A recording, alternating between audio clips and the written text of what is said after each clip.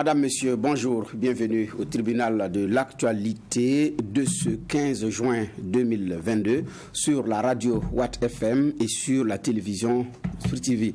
Vous pouvez nous suivre sur la radio Watt FM 100.7 et sur la télévision Free TV. Le code d'accès, c'est le numéro 254 du bouquet Canal+. C'est également sur la TNT du Burkina Faso. Tribunal de l'actualité, c'est parti avec pour rôle ce matin l'éternelle rivalité sous fond de bagarre entre les forces de défense et de sécurité burkinabais. Deuxième sujet en relais ce matin, c'est également le Bénin qui a décrété l'état d'urgence face au terrorisme. Est-ce une vraie solution compte tenu de ce qui s'est passé également comme expérience dans plusieurs autres pays comme le Burkina Faso? En attendant, je voudrais dire bonjour à ceux qui m'accompagnent ce matin. Ce sont Geoffroy Var, juge au siège. Bonjour. Bonjour Président et bonjour auditeurs et téléspectateurs. Merci. C'est également Inoussa Ouedraogo, juge au siège et directeur de publication de Benri. Bonjour. Bonjour Bougma, bonjour Va et bonjour aux téléspectateurs et aux auditeurs. Bonjour également à vous deux. Merci, vous qui nous suivez. Madame, messieurs, c'est parti pour le tribunal de l'actualité de ce matin. Mais en attendant, les avant-propos après cette virgule.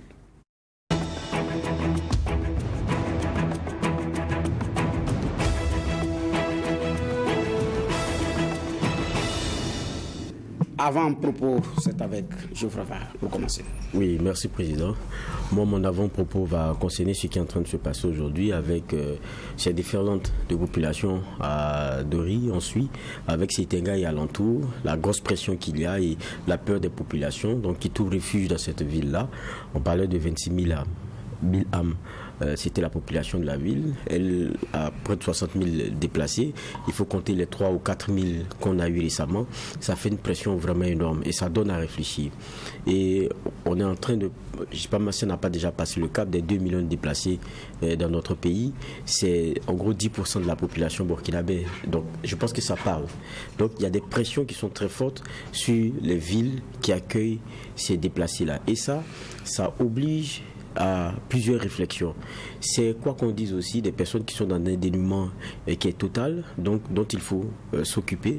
Donc ça fait une pression pour un État qui en même temps qu'il fait la guerre avec les moyens limités, et se doit aussi de s'occuper de ces personnes-là dont ils ont l'obligation de la protection.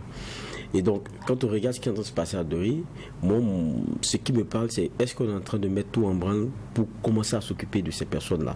Parce qu'on ne prévoit pas souvent ces situations. Maintenant, le deuxième élément, et ça c'est une réflexion, je pense que c'est important que cela soit mené.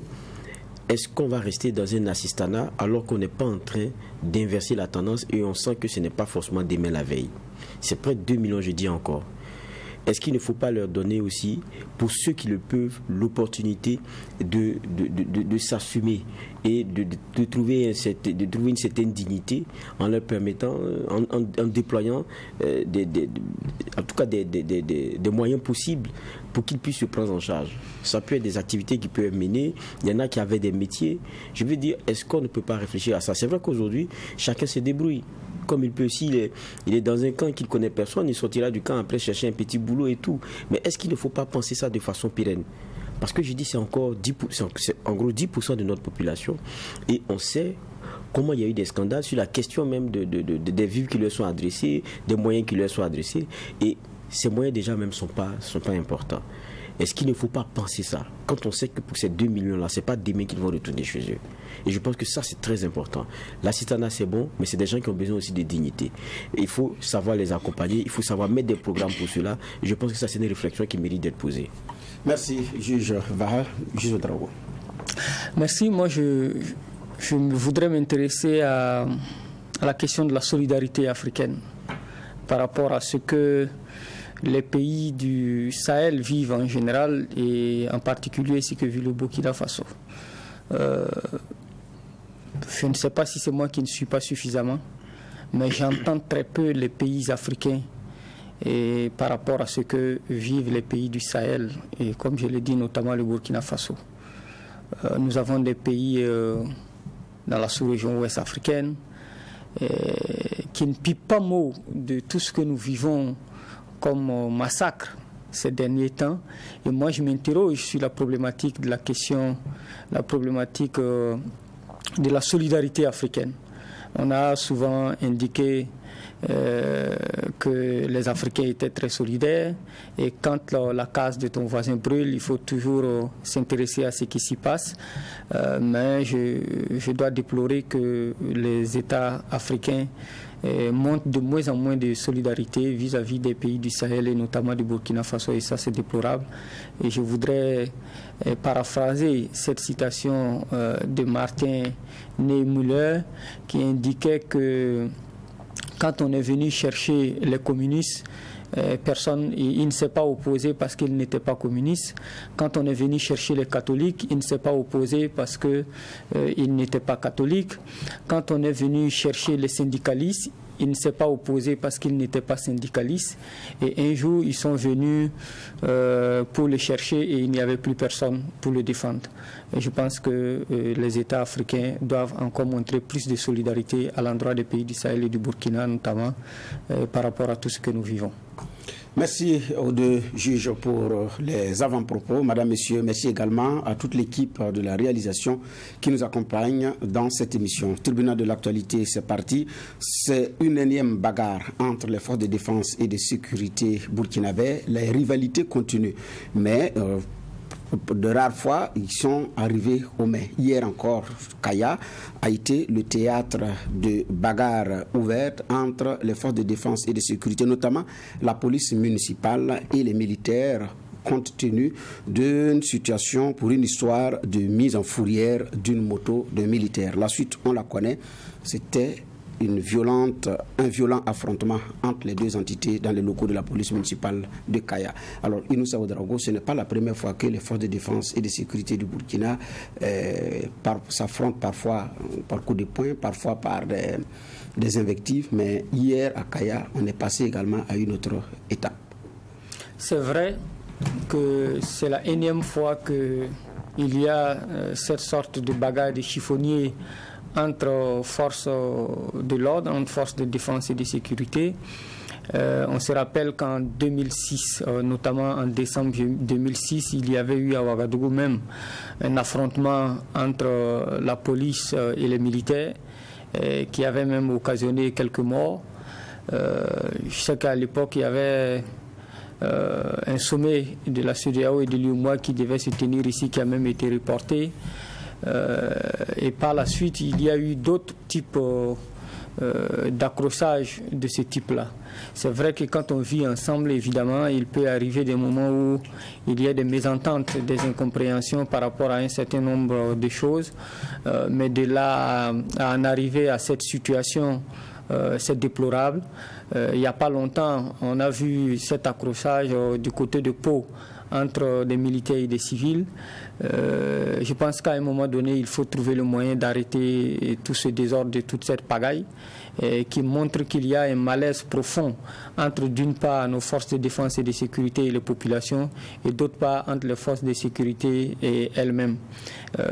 Ce malaise-là, il faut rechercher les causes, et puis adresser des solutions pérennes afin donc qu'on évite ce genre de situation, parce que, comme on le dit, quand la pluie vous bat, il faut éviter de vous battre entre vous. La situation dans laquelle notre pays est actuellement commande qu'il y ait véritablement plus de retenue de la part de nos forces de défense et de sécurité, et ce qui s'est passé à Kaya est à condamner, et j'espère que les autorités de ces différents corps-là travailleront à faire en sorte que plus jamais ce genre de choses ne se produisent, ou quand ça doit arriver, que ça n'aille pas jusqu'à ce type d'affrontement où un camp rejoint un autre groupe dans sa base pour aller les agresser.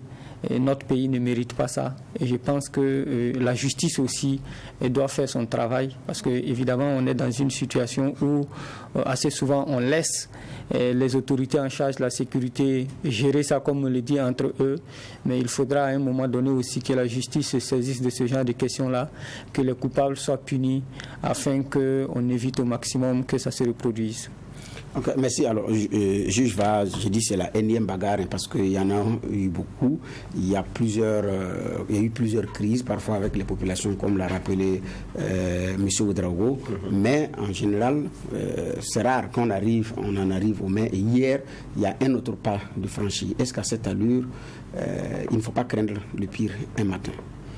Il faut craindre parce que le problème, c'est que ce n'est pas la première fois que ça arrive.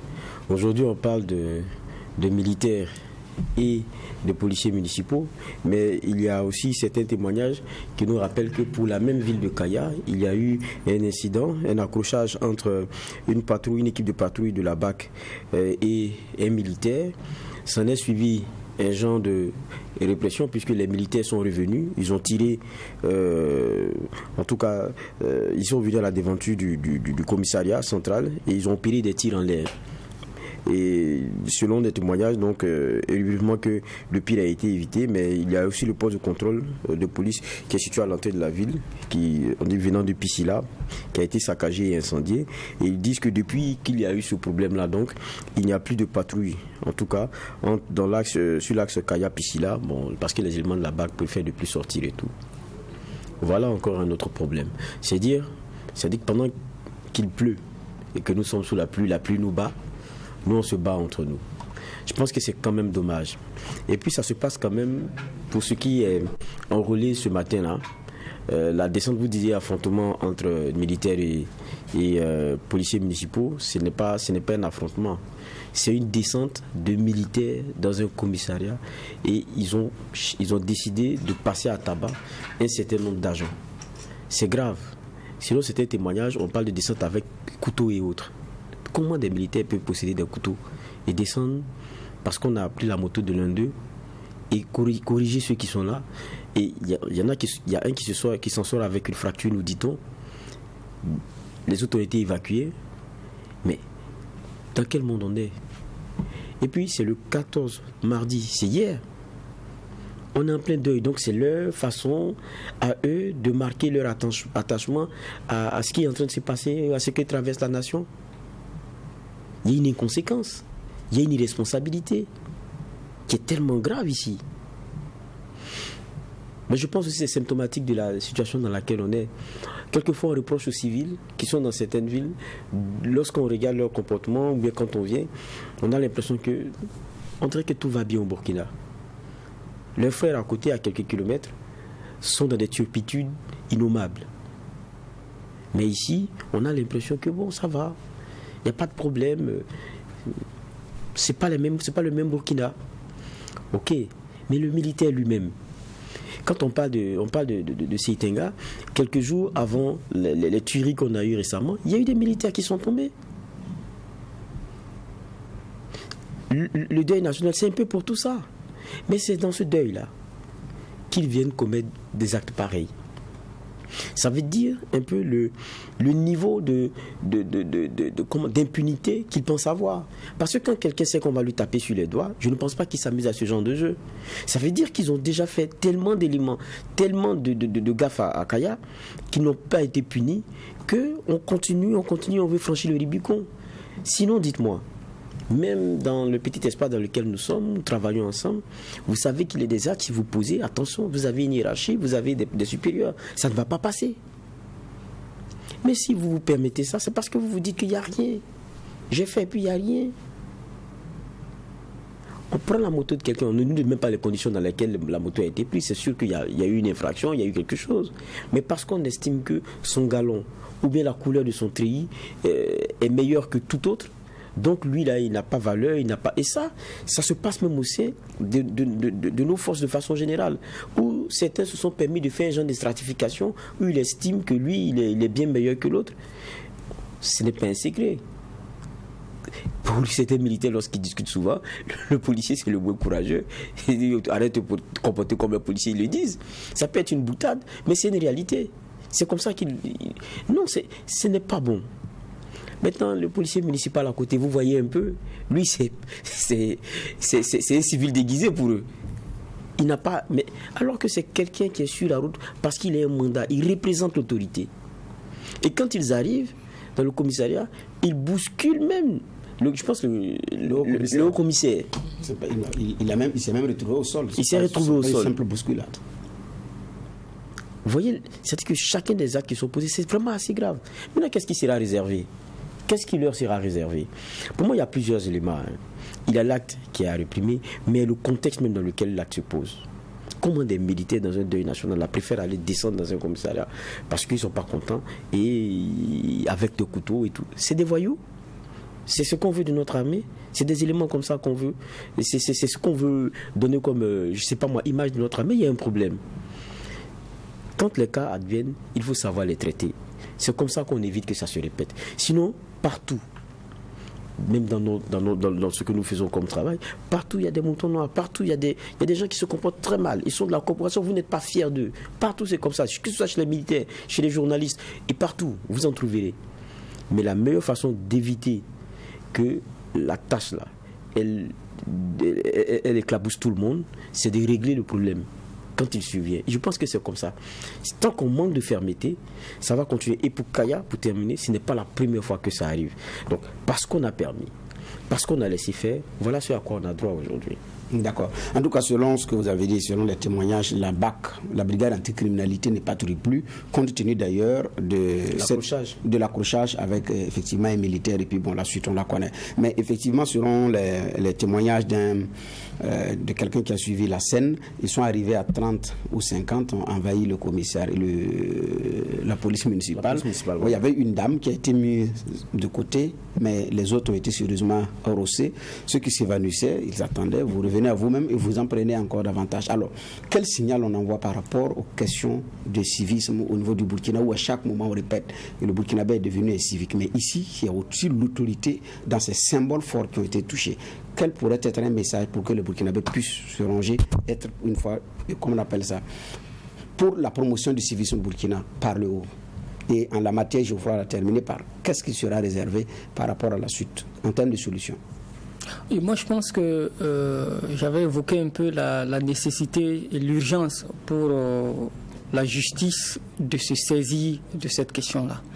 C'est vrai que la justice aussi peut être dans une situation, dans une sorte de peur, quand on sait que les mutineries de 2011 ont commencé par une situation entre la justice et justement des militaires. Et les militaires, estimant que le droit n'a pas été rendu suffisamment, en tout cas en leur faveur, ont décidé d'attaquer le palais de justice. C'est ainsi que ça a commencé et puis nous avons connu par la suite un ensemble de mutineries. Et ça veut dire que nous avons une armée qui se croit au-dessus de tout le monde. Mais cela, on l'a hérité de la colonisation. Et sous la colonisation, justement, les militaires, les patrons de cercle étaient les tout-puissants. Ils faisaient ce qu'ils voulaient. Et malheureusement, lorsque on a accédé à l'indépendance, et on n'a pas su ou on n'a pas pu créer une armée véritablement républicaine, une armée au service de son peuple. Et donc, on a des militaires, souvent des policiers, des gendarmes, qui se comportent comme le colon, qui croient qu'ils ont en face d'eux des sujets, des gens à coloniser. On les appelle trivialement dans nos langues Naba, pour dire chef, c'est eux les patrons, c'est eux les chefs. Pourtant, c'est l'inverse. Il y a un officier supérieur qui me l'a dit une fois, je l'ai rappelé un jour sur ce plateau. Ce que nos militaires ont fait dans le Sahel burkinabé, parce que lui, il y a servi pendant des décennies. Il dit le colon ne l'a pas fait. Tellement on a terrorisé nos populations là, le colon n'a pas fait ça. Il y a quelques années en arrière, les militaires, quand ils arrivent, ils descendent dans un bar, ils chicotent tout le monde, ils se servent, ils boivent tout ce qu'ils peuvent, ils arrachent les copines des gens et puis ils circulent. Ça s'est passé dans ce pays. Et il n'y a rien eu. Il y a eu des moments où on a dit, si tu fais, on te fait, et il n'y a rien. On a fait disparaître des gens comme ça. Et je pense que on a toujours les séquelles de ces attitudes-là, de ces comportements où l'homme de tenue est le roi, il est au-dessus de la loi, il ne rend compte à personne en dehors de son supérieur hiérarchique au camp. Et on est dans cette situation. Malgré la difficulté dans laquelle nous sommes, l'homme détenu se dit, mais quand il regarde le civil, à la limite, il ne le considère même pas. Il n'y a aucun respect. Et tant que ça ne s'arrête pas, tant qu'à la base, à la formation, on ne met pas dans la tête de nos forces de défense et de sécurité qu'ils sont au service des populations et non l'inverse, tant qu'on ne met pas aussi dans la tête de ceux qui nous dirigent, de nos autorités, qu'ils sont à leur poste en service au peuple et non l'inverse, on va continuer à être dans cette situation-là où chacun se croit au-dessus de la loi, mais c'est l'image d'un État en faillite, d'un État failli, où il n'y a plus d'autorité, où chacun fait ce qu'il veut, et c'est la loi de la jungle. Et ceux qui sont au sommet de l'État au quotidien nous le montrent. Quand le président du Faso dit à Bobo que celui qui n'est pas content de ce qu'ils font, qu'ils fassent leur coup d'État, ça veut tout dire. Ça veut dire qu'on est à l'état primaire où chaque individu pose les actes en fonction de sa force.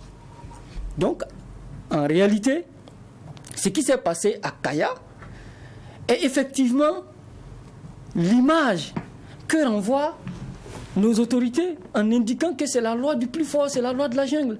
Donc les policiers étant faibles, les militaires s'invitent dans leur propre base, dans leur propre camp, ils vont les chicoter, les humilier. Et ça doit cesser.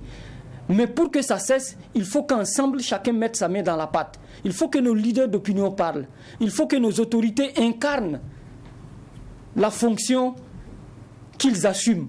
Et c'est en cela, et à travers l'éducation, chacun éduquant bien entendu son enfant à la maison, chacun dans la société faisant sa part du boulot, nous parviendrons effectivement à construire une société où le civisme s'invite toujours dans nos actes au quotidien. Quand on se réclame pays des hommes intègres, évidemment, il y a un certain nombre de comportements qu'il faut avoir. Alors, la discipline est la règle de l'armée, dit-on. Au Burkina Faso, elle a plusieurs fois été mise à mal. On se rappelle qu'en 2011, après la mutinerie, l'ancien chef d'état-major des armées, le général Traoré, disait d'ailleurs que l'armée ne va plus accepter l'enfant bandit de quelqu'un. C'est-à-dire, vous avez des enfants impossibles que vous ne pouvez pas gérer, vous poussez mettre dans l'armée, après ça devient un problème. Mais on a l'impression que jusqu'à présent, cette affaire de discipline n'est pas réglée si on se fie aux événements de Kaya d'hier. Ce n'est pas seulement hier, parce que vous avez rappelé avec la patrouille de la BAC à Kaya et puis ce qui s'est passé hier. Ce n'est pas la première fois et on a l'impression que ce n'est pas encore réglé ce problème de discipline dans les rangs de l'armée burkinabé. Non, c'est pas réglé. C'est pas réglé. Les exemples sont légion. Et je dis, c'est à la façon dont on traite ces problèmes-là qu'ils continuent ou bien qu'ils s'arrêtent. Quand vous prenez le cas de Kaya, regardez comment on traite le policier. Regardez comment on traite le policier municipal. Le policier, celui de la police nationale, celui de la police municipale. Vous pensez que le civil, on les traite comment? Il n'est pas fou. Accrochage, bac militaire, la bac est militaire, des militaires se déportent devant et le commissariat commence à tirer. Mais si vous êtes un civil, vous pensez qu'ils allaient venir s'arrêter devant une maison et tirer? On va vous bastonner. Vous savez ce qui va vous arriver. On va à une police municipale, on dérange tout le monde, on sort ce qu'on peut, on les bastonne comme on veut. Certains sont évacués aux urgences, on parle de fractures, mais ça, ils sont allés dans un service. Et c'est un jour de deuil national. C'est pour ça que je dis, il y a l'irrespect là qui est grave. C'est-à-dire qu'il y a un niveau qu'on a franchi qui n'est pas bon. Vous pensez que si c'était un simple civil, il allait s'en sortir? Pour 2021, octobre, pour une affaire de mœurs, lui rappelait tout à l'heure, et ça arrive très souvent, une affaire de femme, disons-le de façon très claire. Le militaire se sent frustré, c'est un dimanche, le lendemain, lundi à mardi, dans la nuit, il bastonne tout le monde dans la ville, tous ceux qu'il voit, vieillards, enfants, femmes, il bastonne tout le monde. On s'en rappelle ici, c'était à Pau. On était en plein dans les questions du terrorisme. Quand on veut gagner ce type de guerre dans lequel nous sommes aujourd'hui, il faut avoir avec soi la population. Et les militaires ne peuvent pas être dans une bulle et avancer avec une haine qui est ciblée contre eux dans un contexte qui n'est pas facile pour eux. Le problème, c'est que c'est quelques individus qui vont distiller ce sentiment-là chez les populations et qui desserrent les militaires eux-mêmes. Que vaut une armée qui évolue dans un contexte de terrorisme, qui est obligé de travailler avec des populations pour du renseignement, de travailler avec des populations pour avancer. Que vaut une armée si elle ne pose pas les bons actes et qu'elle est même mal vue au regard plutôt de ses incapables? C'est ça la vraie question. Si on veut gagner cette guerre, il faut avoir un bon rapport avec les populations, mais cela va avec la façon dont vous les traitez chaque jour. Ça va avec la façon dont vous les traitez chaque jour. Et je dis, on a dans notre armée des militaires qui sont exemplaires.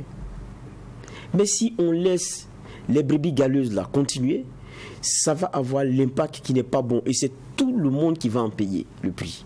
Et je pense que c'est ça qu'il faut retenir ici comme élément. Et je veux que, si sanction il y a, il faut que ce soit assez dur. Ce n'est pas l'acte qui est posé comme ça. Ce n'est pas sur la route qu'ils ont trouvé ces agents-là qu'ils ont bastonné. Ils sont allés jusqu'au poste. Il y a un problème. Ça veut dire que dans leur tête, c'est pas possible, on ne peut rien leur faire. Et puis il n'y a rien. Il faut qu'ils sachent que ce n'est pas possible. Et en plus, pendant qu'on est dans un deuil national, ils viennent poser de pareils actes. Est-ce que ça tourne un peu dans la cervelle, un peu 2-3 fois avant d'y aller? Une personne peut se tromper, mais quand vous venez en nombre, c'est-à-dire personne n'a pu dire à l'autre, bon les gars, est-ce que ce qu'on va faire là, c'est bien, actuellement on est en deuil national, au moins bon. Personne n'a pu dire ça à l'autre. Donc comprenez qu'il y a tellement d'éléments comme ça qu'ils ont fait, et c'est resté impuni qu'il n'y a pas de problème. Mais moi, quand je regarde, c'est révoltant en fait. C'est révoltant parce que on se réveille le matin, chacun se dit, mais attendez, rien qui est, on dit 50 morts, 55, on en a découvert encore 29, on est à 79. C'est ça qui peine aujourd'hui. Ils ont certains des leurs qui sont tombés quelques jours avant dans la même zone. Mais ça ne leur parle pas. Ça ne leur dit rien. Et quand on pose des actes pareils, si ça passe, ça veut dire que nous-mêmes on a failli. C'est que nous-mêmes il y a un problème. Si ça passe, ça veut dire que ceux qui sont le supérieur hiérarchique là, s'ils s'en accommodent, c'est que vraiment le pays là c'est foutu. Ça, disons-le tout net. Ça ne peut pas passer ça. Alors, au Burkina, le scénario, il est connu. Hein. C'est médiation, il faut arrondir les angles. Après, on organise un match de gala. Et puis, dire qu'on a fumé le calumet de la paix, on l'a vu à Pau. Et après, bon, on passe à autre chose. Donc, ne serait-ce qu'une sanction administrative, en général, on n'en voit pas. Alors, est-ce que pour Kaya, compte tenu de l'ampleur de la situation, je vous l'a bien dit, nous sommes en deuil national, où des forces de défense et de sécurité, 11 sont tombées à Seitenga, où le bilan officiel aujourd'hui fait 79 morts. Il y a beaucoup de déplacés internes de l'autre côté d'Ori, comme lui l'a rappelé dans son avant-propos. Alors, est-ce qu'il faut s'attendre à des sanctions si vous pensez que cette fois-ci, ça va passer encore comme les autres fois? Bon, nous appelons de notre vœu justement que ça ne passe pas comme ça, comme il est à la poste. Et que peut faire l'autorité d'ailleurs? Mais une autorité, ça prend des décisions. J'imagine que quand même notre armée et toutes les autres armées d'ailleurs, c'est la discipline. Si ce que les militaires ont posé comme acte à Kaya est condamnable, alors il y a des sanctions qui doivent normalement s'en suivre. Mais s'il n'y a pas de sanctions, ça veut dire que ce n'est pas des actes condamnables. L'un des gros problèmes de notre pays, vraiment, c'est le mensonge. On se ment à nous-mêmes au quotidien. On ne traite jamais nos problèmes. On les reporte toujours. Mais c'est le perpétuel recommencement. On ne peut pas construire un pays comme ça. Loin de moi l'idée de donner des leçons à qui que ce soit. Mais tant qu'on restera dans la perpétuelle impunité, où chacun fait, on peut tuer des gens sans qu'il n'y ait rien. Ça s'est passé dans ce pays. On condamne des gens qui ne purent jamais leur peine. Des gens volent, ils pillent, ils détournent. On les connaît, on les voit. Des gens assassinent. On les connaît, il y a des preuves, il y a des rapports. On ne leur fait rien. Mais qu'est-ce que vous voulez? On ne peut que continuer dans ça. Regardez la façon dont on traite nos questions de réconciliation. Mais c'est ce que l'armée reproduit. Elle est à l'image de notre pays. Un pays où on ne fait rien à personne. Même quand il arrive qu'on sanctionne, généralement on sanctionne ceux qui sont soit nos ennemis, soit nos adversaires politiques, ou on n'est pas content de lui. Mais on sanctionne très rarement sur la base de faits concrets. On passe le temps à se protéger entre nous, à dealer. Et tant que ça va être comme ça, justement, des gens continueront à faire ce qu'ils veulent. Et ce pays-là continuera à être en retard. Non, il faut qu'à un moment donné, on se mette au sérieux. Qu'on se dise qu'il y a des règles, que nous-mêmes nous avons écrites, que nous-mêmes nous avons votées, que nous-mêmes nous avons érigées. Et ces lois-là doivent s'appliquer à tout le monde, avec toute la rigueur. Surtout quand on est dans l'armée, où il y a l'honneur, où il y a le sens de la dignité. Non, il faut qu'à un moment donné, cette armée-là, ce n'est pas celle que nous a légué Sangoulé Lamizana, le général Sangoulé Lamizana. Ce n'est pas celle que nous a légué le général Babassi. Ce n'est pas cette armée que nous a légué tous ceux qui ont bâti l'armée du Burkina. Nous méritons mieux que ça.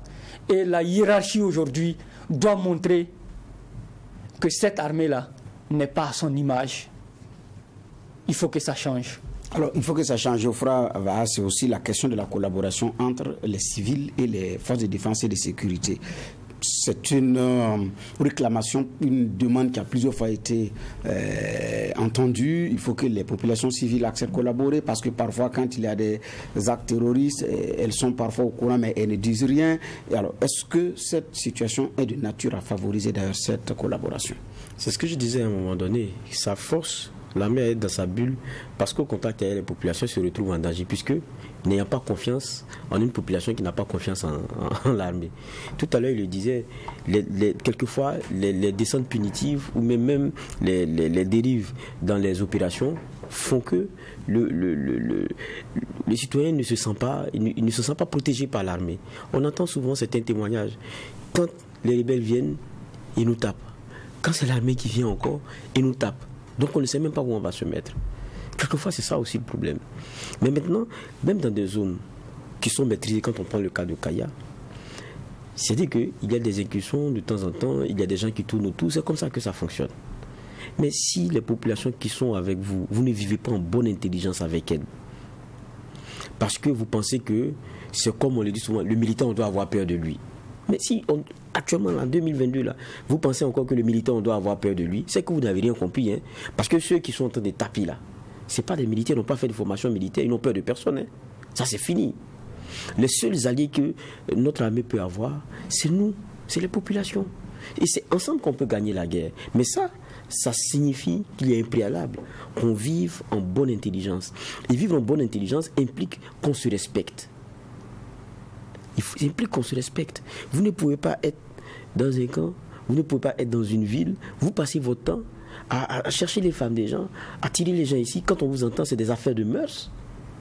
Quand vous faites des descentes punitives, c'est pour des affaires de mœurs. Les gens vont vous dire, écoutez, si vous avez autant la force, on a nos gars qui sont de l'autre côté, venez les libérer, venez, puis vous allez libérer notre pays. Pourquoi gaspiller l'énergie ici, entre nous? Parce qu'on a eu longtemps aussi une armée dont on louait une partie des... Et ça a été dans beaucoup de pays africains. Hein. Lorsqu'on ne connaissait pas encore le terrorisme et tout, on disait, il y a tel corps là, eux, on ne joue pas avec eux. Mais quand on dit on ne joue pas avec eux, là, c'est quoi? Ceux dans quoi ils sont forts, c'est aller faire des missions sur les civils. C'était contre qui? Ils n'étaient pas en guerre, il n'y avait pas de guerre. C'est aller enlever quelqu'un. C'est lorsqu'il y a des manifestations, venir tabasser les gens. C'est pas la guerre, ça. Et c'était pas le rôle. On dit, c'est celui-là, tiens, faut pas t'amuser avec eux. Mais c'était pas la guerre. Maintenant, on y est de plein pied. Et donc, il faut changer le comportement, il faut changer la façon de voir les choses. Le militaire, c'est pas celui dont on doit avoir peur aujourd'hui. Si on veut gagner la guerre, c'est celui en qui le Burkinabé, le citoyen lambda, doit avoir assez confiance pour lui dire, mon frère, voilà ce que j'ai appris, faisons attention. Et lui aussi fait remonter le renseignement. Mais si c'est celui qui doit insuffler la peur aux populations, c'est que ce n'est pas la peine. Mais celui qui est vu comme un irresponsable, un indiscipliné, mais c'est qu'on a tout perdu. Et donc ça, il faut rattraper. Et c'est clair que tant qu'il y a ces comportements, tant qu'on ne recadre pas, le lien avec les populations, ça ne sera pas fluide, ça sera compliqué. Et la guerre que nous menons s'en trouvera impactée. Maintenant, il y a un point que j'ai pris dans mon argumentaire, parce que pour moi, il n'y a pas que l'acte. Il y a le moment où l'acte est posé. J'ai dit on est en deuil national, c'est ce qui fait que c'est encore plus choquant. Mais au-delà du deuil national, c'est qu'on est dans une situation de crise et de guerre. Quand on regarde, aujourd'hui, quelles décisions aussi on prend dans ce contexte? Hier, il nous a révélé sur quelque chose de très important. Il faudrait qu'on le dise. Il y a des petits pas qu'on fait qui choquent, qui font qu'on se dit, mais est-ce que les gens ont conscience aussi de la situation dans laquelle nous sommes? Les salaires des ministres, là, ça a dérangé tout le monde. Ce n'est pas dans un contexte de guerre, dans une situation dans laquelle nous sommes comme ça, qu'on donne ce type de message-là. Ce n'est pas bon. Il y a beaucoup de petits actes comme ça qui sont posés, qui font que certains se disent, mais on nous demande à tous de faire des efforts alors qu'ils n'en font pas. On met toujours devant que non, le pays est en guerre, on est dans une situation de terrorisme, mais on dirait que ça concerne que les autres et pas nous. Même le militaire qui est au front aussi, il a besoin aussi de se sentir rassuré. Quand on ne fait que bombarder aussi des personnes dont on balance les photos, quand on regarde, on a le conseil des ministres, c'est fini, on balance la photo, c'est un homme en treillis. C'est pas la bonne communication qu'on donne. Donc nous tous aussi, à chacun de nos niveaux là, et surtout à ceux qui décident là, et doivent savoir que relativement au contexte, il y a une vision à donner, il y a un là à donner, et ce qu'ils sont en train de donner là n'est pas forcément le meilleur exemple. Et par ricochet, ça donne aussi un genre d'insouciance et d'inconséquence jusque en périphérie, et quelquefois ça justifie dans la mentalité de certains actes qu'ils posent. D'accord. Alors, juge Ouédraogo, comment faire pour redorer le blason, pour qu'il y ait davantage de confiance entre les forces de défense et de sécurité et les populations? Geoffroy l'a si bien dit, un militaire, ça doit pas faire peur, ça doit rassurer par sa présence, parce que l'on se dit, voilà celui qui me protège. Mais en même temps, quand il fait peur, et ça pose effectivement un problème. Kaya, il n'y a pas de patrouille, les populations étaient déjà apeurées. Ensuite, il y a ce qui s'est passé hier. Et en général, dans les polices municipales, pour beaucoup, c'est des natifs de la localité. C'est des natifs de la localité, ce n'est pas des personnes qui sont beaucoup affectées. Alors, et ça effrite davantage, joue davantage sur le climat de confiance. Alors, dans ces conditions, comment est-ce qu'on peut restaurer cette confiance-là? D'abord, il faut que c'est je vais dire, l'exemple. Ça veut dire que les actes qu'on pose au quotidien, là, c'est ça qui détermine le respect qu'on peut avoir vis-à-vis de vous. Si vous vous comportez mal, bien entendu, on ne vous respectera pas. Si vous vous comportez bien, les autres aussi, forcément, se comporteront bien avec vous. Donc, je pense que nos forces de défense et de sécurité, de façon générale, doivent changer leur logiciel et leur vision par rapport aux populations. Ça, c'est très important. Je pense que dans la formation, nous devons travailler à décoloniser notre armée, à décoloniser nos forces de défense et de sécurité. Parce que c'est ça. Comme je l'avais dit, ils se comportent comme si on était sous la colonisation, eux ils sont les colons, nous sommes les colonisés, c'est eux qui nous dictent tout ce qu'on doit faire. Non, il faut que ça cesse. On a souvent parlé du lien armée-nation. C'est fondamental que quand on devient militaire, qu'on n'oublie pas qu'on est issu du peuple et qu'on est militaire pour aider un peuple, on est militaire pour défendre un peuple. Mais si ce peuple-là devient ton adversaire, celui que tu persécutes au quotidien, évidemment, ça ne peut pas donner. Donc, je pense qu'il faut travailler à avoir toujours ces liens armée-nation-là. Et généralement, ils le font en créant des passerelles, justement, entre nos forces de défense et de sécurité et les populations civiles, afin qu'ils puissent se côtoyer, etc. Mais au-delà de ça, je pense aussi que nos camps, Kaya est la première région militaire et il y a beaucoup de militaires à Kaya, et compte tenu de la situation sécuritaire aussi, il y a beaucoup de forces de défense et de sécurité dans cette localité-là. Et malheureusement, ce sont des forces qui habitent avec les populations, alors qu'en général, les militaires, ils doivent être dans des camps. Et en général, on coupe même leur salaire, etc., pour qu'ils puissent habiter justement dans des bases. Chez nous, généralement, ce n'est pas le cas. Les quelques camps que nous avons qui ont des logements ne sont pas suffisants. Donc je pense que ce serait bien que déjà les militaires soient hors de nos villes et que quand ils y viennent, c'est que ce soit vraiment pour des missions. Mais sinon, ils doivent être à l'écart, ils doivent être dans leur camp retranché, etc. Et éviter aussi de se comporter comme une armée d'occupation.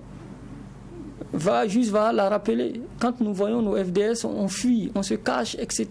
Parce que les gens ont peur d'être torturés, d'être humiliés. Et puis, il faut aussi que nos populations comprennent que nous sommes dans un contexte où psychologiquement, nos forces de défense et de sécurité sont tendues au regard de la situation que nous vivons. Ils sont permanemment au front, certains sont apeurés, certains sont excessivement stressés, et ça peut expliquer aussi qu'il y ait des risques par moment. Mais quand ça arrive, chacun doit pouvoir véritablement mettre un peu d'eau dans son vin et faire en sorte que ce type de petites querelles-là n'aille pas plus loin et que chacun joue sa part. Mais le plus important, c'est que les choses ne restent pas impunies, parce que l'impunité vraiment est la mère de tous les désordres. Merci à vous deux juges pour ce sujet qui est bouclé. Nous allons passer au deuxième sujet, et c'est au Togo. Pour la région des savanes, celle frontalière avec le Burkina Faso, l'état d'urgence est décrété pour 3 mois avec une possibilité de reconduction. Là, c'est sur fond maintenant de possibilités de contrôle d'identité, d'interpellation sur la voie publique, d'assignation à résidence, d'expulsion ou d'interdiction de séjour, d'interdiction de rassemblement sur la voie publique. C'est entre autres les mesures qui ont été prises par rapport à la situation, parce que dans cette région, il y a par moment des attaques terroristes. Donc le Conseil des ministres a effectivement décrété cet état d'urgence. Ce n'est pas la première fois. Burkina, Mali, Niger, les états d'urgence ont été décrétés dans plusieurs localités de ces pays. Le Togo emboîte le pas au niveau de la région des savanes. Géoffrava, la question qu'on se pose, est-ce la solution à la lutte contre le terrorisme? Bon, quand on s'y prend tôt, je pense que ça permet aussi de faire baisser un peu la célérité avec laquelle l'adversaire vient. Parce que n'oublions pas aussi que nous, au départ, j'ai dit encore, à un moment donné où on avait des incursions depuis le Mali pour le Burkina, on n'a pas pris les bonnes décisions et on n'a pas pris la bonne mesure très tôt. Et c'est après qu'on s'est retrouvé dans une situation de médecin après la mort. Et en ce moment, on avait déjà perdu une bonne partie de notre territoire. Quand on prend le cas du Togo, il y a eu, je pense, si ma mémoire est bonne, les 10 et 11 mai dernier, une attaque qui a fait... c'était combien de morts là? Je vais retrouver, je crois que c'était... 8 soldats, voilà. 8 soldats togolais qui étaient tombés. Et je pense qu'avant ça, il y avait aussi une autre attaque dans le même nord du Togo. Donc ça a commencé déjà à les interpeller. Étant entendu que même quand vous prenez le cas du Bénin, je pense que c'est à la fin du mois dernier qu'ils ont fait, le fin mai, qu'ils ont fait pour la première fois un vrai bilan concernant les attaques terroristes qui suivent. Et ils ont dénombré à la vingtaine les attaques qu'ils ont pu essuyer depuis, et à une quinzaine de morts. Et lorsqu'ils faisaient le bilan, je pense qu'il y avait 5 soldats encore qu'ils portaient sous terre. Et c'était dans ce contexte-là. Donc, il y a une montée en puissance de ces terroristes-là, et ça, c'est une réalité.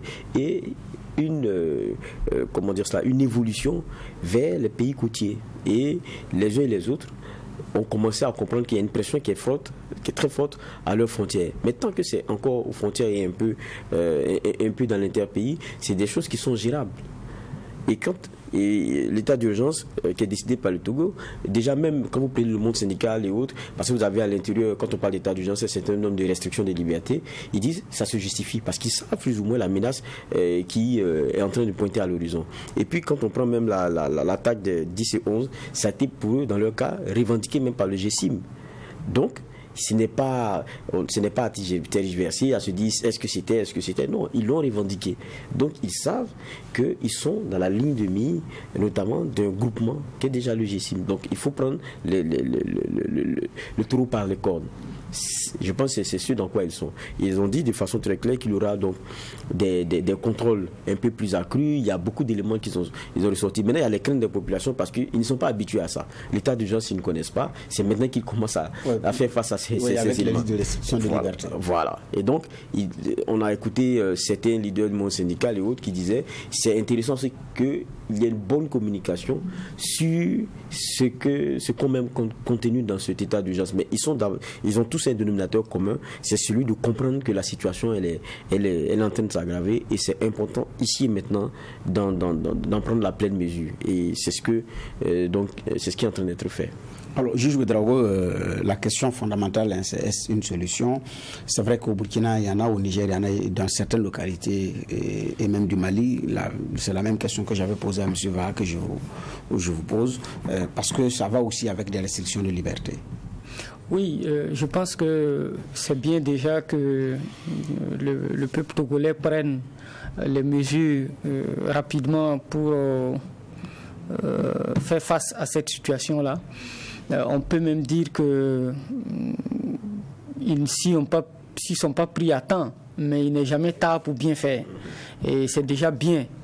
À l'entame de mes propos ce matin, je disais qu'on ne sent pas la solidarité africaine par rapport à ce que nos pays vivent. Et le fait que ce soit maintenant que le Togo se réveille pour prendre un certain nombre de mesures anticipatives, c'est une bonne chose. On ne peut que espérer qu'ils tireront surtout leçon de tout ce que les pays du Sahel, notamment le Mali, le Burkina et le Niger vivent, parce que c'est vraiment des laboratoires à ciel ouvert et ça peut leur permettre de voir plus ou moins ce qui les attend si éventuellement les terroristes arrivaient à s'installer dans leur pays. Donc s'ils sont dans l'anticipation, c'est une bonne chose, mais je dis que si effectivement ils doivent tirer leçon de ce que nous vivons notamment au Burkina, on doit s'interroger sur ce que l'état d'urgence nous a rapporté. C'est vrai qu'effectivement on s'est tous dit à un moment donné qu'il fallait l'état d'urgence pour essayer de mener un certain nombre d'actions. Mais en tout cas, à l'image, au regard de ce que nous avons vécu au Burkina, c'est que quand on fait le bilan, on n'est pas trop sûr que la situation s'est améliorée par rapport donc à la prise des décisions allant dans le sens de restreindre les libertés. Ça n'a pas prospéré et je pense que la réflexion doit être menée ailleurs pour trouver d'autres mécanismes qui permettent d'endiguer le phénomène sans travailler à restreindre les libertés, parce que l'expérience a montré que ce n'est pas en fermant, en empêchant les uns et les autres d'aller et de venir qu'on résout la question du terrorisme. Sinon, il y a bien longtemps que nous, on aurait eu ça derrière nous, que le Mali également ait eu ça derrière nous, parce que toutes ces mesures ont été prises, mais malheureusement, les terroristes avancent. Alors, très tôt ou trop tard, toujours est-il que le Togo a pris la mesure d'instaurer l'état d'urgence. Et maintenant, il n'est pas seul dans une telle situation. Parce que aussi, il y a les autres pays. Le Niger avait devancé le Burkina. C'est plus tard que le Burkina a décrété l'état d'urgence. Le Togo a décrété, mais les autres pays frontaliers où il y a parfois des attaques terroristes ne sont pas encore à ce niveau. Est-ce que c'est de nature aussi à faciliter les choses, quand on sait que le Togo est aussi voisin avec d'autres pays? Déjà, quand on prend le cas du Togo, vous voyez que les populations se demandent, bon, qu'est-ce qu'on met dans l'état d'urgence? On veut comprendre. Donc déjà, il y a ça, parce qu'il y a plusieurs mesures, parce que quand on parle de l'état d'urgence, c'est une liberté fondamentale, donc qui peuvent être restreintes. Et cela est donc, quand on regarde, cela est dévolu à certaines autorités qui peuvent donc enclencher les procédures en la matière. Donc, il faut comprendre qu'est-ce que vous voulez mettre dedans, qu'est-ce que vous pensez être contributif peut-être d'un regard plus accru, de sorte à ce qu'on puisse éviter que des personnes au désir noir puissent entrer ou pleinement continuer leur sale besogne. Mais qu'est-ce que vous mettez dedans? C'est ça le plus important. Et donc, je suis d'accord avec vous que si d'une partie ou de l'autre, on ne s'accorde pas sur les mêmes process, on peut avoir des effets qui soient vraiment différents. Et donc, là-dessus, je suis d'accord, il faut que ça se parle, il faut qu'on s'entende sur un certain nombre d'éléments. Mais pour moi-même, ce n'est pas forcément décréter l'état d'urgence ou bien prendre certaines mesures qui sont plus resserrées, comme par exemple, on avait à un moment donné le couvre-feu dans certaines zones et tout. Ce n'est pas ça seulement. Même au Burkina, on a vu quand les couvre-feux étendus dans certaines zones. Mais le problème, c'est qu'on te dit on a vu des moments, c'était pendant le coup de feu qui traversaient les zones pour aller attaquer. Les populations sont là, elles entendent des côtes, des gens à moto vous sentez que c'est une bonne, c'est une bonne cinquantaine de motos, bien pratiquement la centaine, qui sont en train de traverser le visage, vous savez qu'ils sont en train de partir. Mais c'est pas en plein couvre-feu. À quoi ça sert de dire personne de sort à partir de telle heure, si vous-même vous ne patrouillez pas, mais vous avez des difficultés à patrouiller? C'est-à-dire que vous avez des difficultés à assurer la veille pendant le moment que vous avez vous-même imposé. Ça ne va pas servir. Bien au contraire même, ça fragilise les uns et les autres. Et ça devient peut-être le moment même tout trouvé pour eux pour avoir la facilité de passer. Donc, il n'y a pas seulement que la décision, il y a l'action que vous mettez, il y a comment est-ce que vous mettez les choses en branle. Et ça, pour moi, c'est très important. C'est pas seulement dire, bon, voilà telle décision qu'on prend, mais vous mettez quoi comme contenu? Comment est-ce que les forces là sont mises en branle pour que ça ait des effets probants? Sinon, le Burkina a tenté ça dans plusieurs régions. Ça n'a pas empêché qu'on soit aujourd'hui dans la situation dans laquelle on est, où on a l'impression qu'il y a un terrorisme qui est en train beaucoup plus d'avancer et est devenu beaucoup plus robuste. Et ça, c'est pas qu'un sentiment. Et vous prenez la zone des 3 frontières, il commence à être beaucoup plus fort. Même récemment, il y avait le Ghana qui a donné des informations. Je pense que c'est ce qui a concouru à ce que le Togo très vite prenne ces mesures-là. Et le Ghana qui a informé le Togo et le Bénin de mouvements très importants au niveau de leurs frontières, concernant notamment des groupes terroristes. On sait qu'ils sont en train de chercher une ouverture vers la mer. Parce que, quoi qu'on dise, ils se financent sur la question de la contrebande. La contrebande, là, ça passe par la mer. Ils se financent sur le trafic de drogue. On sait comment ça fonctionne. Et puis, ils ont d'autres éléments avec l'accaparement de bétail, de ceux qui spolient et tout. Donc, regardez aussi la zone dans laquelle nous sommes. On a plusieurs groupes terroristes qui se font aussi la bagarre. Ça, n'oublions pas ça. Donc, il y a une bagarre de leadership, il y a une bagarre d'extension et d'expansion pour chacun d'eux. Et les territoires sur lesquels ils essaient de les élargir. Même quand on prenait le cas de Sitenga, certaines personnes averties disaient que c'était un excellent carrefour pour notamment leur couloir de commerce. Donc, ça devient un enjeu. Nous, je ne comprends pas comment est-ce que, face à un enjeu pareil, avec plein d'alertes qui sont données, on n'a pas pu faire ce qu'il faut et que jusqu'à présent, on soit en train de compter d'un bord. Je ne sais pas si on va réinverser la tendance pour pouvoir tenir le contrôle d'une place aussi stratégique. C'est ça aussi la réalité. Et donc, quand ils ont des bases comme ça, après, ils essaient une extension. Et le Togo a raison d'avoir peur, parce que quand ça a brûlé chez le voisin, c'est vrai qu'il y avait la sympathie qui nous était partagée et tout, mais on n'a pas fait plus que cela. Comme disait tout à l'heure Inoussa, il faut maintenant qu'il y ait ces pays-là qui comprennent que la déstabilisation là, elle n'est pas destinée à un seul pays. C'est un plan qui va toucher chacun d'entre nous. Et tant qu'on ne met pas, il n'y a pas une synergie de nos forces, comme l'appelait le président Bazoum le jeudi dernier, appeler les pays voisins à se relever et ensemble à lutter contre ce terrorisme. Tant qu'on n'est pas dans cette dynamique, je pense que seul aucun pays ne pourra venir à bout de cela. Et ensemble, tant qu'on ne nivelle pas nos forces et qu'on n'a pas de vases communicants pour avoir une stratégie commune, on n'arrivera pas à nous en sortir assez rapidement. Alors, dernière question, pour 2 minutes. Alors, comment est-ce que les pays voisins peuvent créer cette énergie commune, donc cette synergie pour pouvoir lutter contre le terrorisme dans le contexte où nous sommes? Il faut de la volonté politique, et en mettant en place une sorte d'état-major commun. Vraiment, il faut que nos armées travaillent ensemble. Et il faut amorcer la réflexion véritablement de l'unité africaine. Parce que nos États pris individuellement, on va continuer à se démerder seuls, à se battre seuls, alors que les enjeux sont plus forts que cela. La dimension géopolitique de ces crises-là nous appelle à l'unité africaine. Pour moi, c'est l'unique solution viable pour pouvoir faire face aux défis qui se présentent à nos pays. Sinon, pris individuellement, on n'ira nulle part. Et il faut aussi que nos États comprennent que ce n'est pas en restreignant les libertés qu'on pourra faire face à ce défi-là. C'est en se mettant ensemble. On a essayé avec le G5 Sahel, qui était malheureusement une machine réfléchie de l'extérieur et qui nous a été imposée. On a vu ce que ça donnait.